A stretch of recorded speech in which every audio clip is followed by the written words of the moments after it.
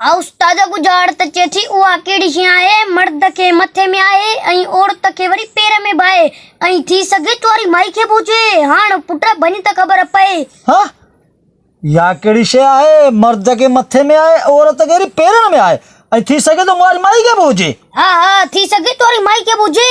वाह वाह ॿियो इहो छा आहे चए तो मर्दन के बि आए ऐं माइन के वरी पैरन में आए ऐं वरी चए तो थी सके तुम्हारी माई के भोजे थी सके तो मुआरी माई के भोजे मुआरी माई के छा आहे या तो गुजरात सफ़ा सोली आहे पर धक में भञी थो जे ए न उस्ताद ने कई मखी लेणी आहे न पेरे धक्के में तो गुजार त भञी दे। न बाबा मुंहिंजी माई जो नालो वरितो अथई मुंहिंजी माई के पैरन में छा आहे मुंहिंजी माई के पैरन में अथई लालड़ी आहे हुन में। हा ए न उस्ताद लालड़ी बुको दई अञा बचे पोइ कॾहिं कॾहिं सुर्खी भी हणंदी आहे ऐं मेहंदी भी हणंदी आहे पैरन में मेहंदी आहे। हा ए न उस्ताद मेहंदी बुको दई अरे यार माई मेहंदी भी कान्हे ए न उस्ताद मेहंदी बुको ने अञा बचे पोइ छा आहे पैरन में आए चए तो उहा कहिड़ी शइ आहे मर्द के मथे में आए औरत के पैरन में आए थी सके तो मुआरी माई के भोजे चए तो थी सके तो मुआरी माई पैरन में मेहंदी हणंदी आहे ओ पैरन में पंहिंजो छलो अथसि छलो आहे पैरन में। ए न उस्ताद छलो बुको दई अञा बचे पोइ थी सके तो मुआरी माईअ के पैरन में जुती आहे जुती सैंडल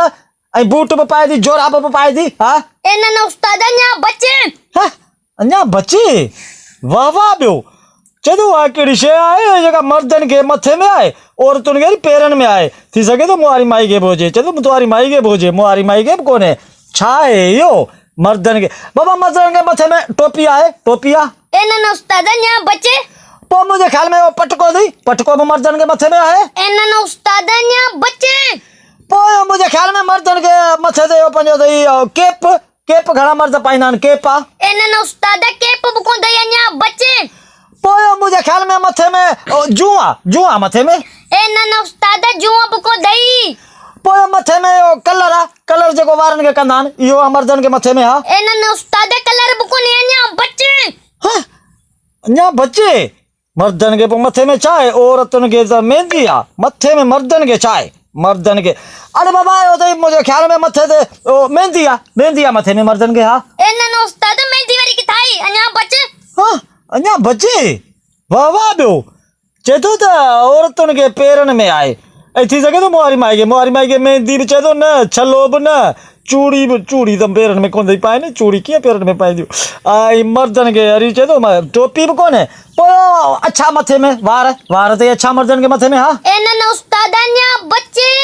हाँ अञा बचे यार अञा बचे बस गुजार त भंजी रहे खबर पे आए छा ही मथे में औरतन के मर्दन के छा है यो यार। ठीक है न मुर्सो भला गुजार त बनी तो जाई ओ बिना जट्टे इयो तई अकुल मर्द के मथे में अकुला ऐं औरतन के वरी पैर जी खुरन में अकुला बिना जट्टे तरीफ खबर कर दई।